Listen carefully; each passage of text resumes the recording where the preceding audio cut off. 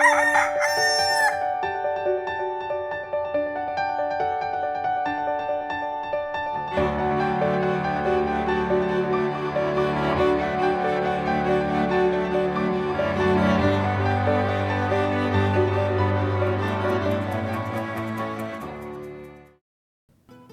umaga po sa inyong lahat.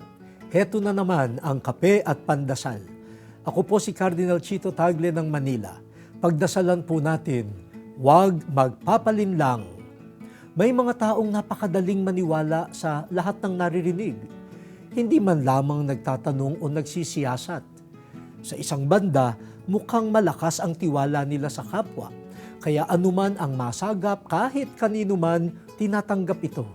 Subalit sa isa ring banda, baka patunay ito ng kakulangan ng pagkilatis sa kung ano ang tunay at ano ang huwad.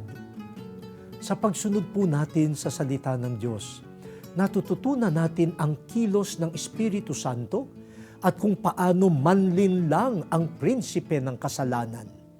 Kung gusto nating maakit ng demonyo, hindi siya magpapakita ng masama o nakakatakot.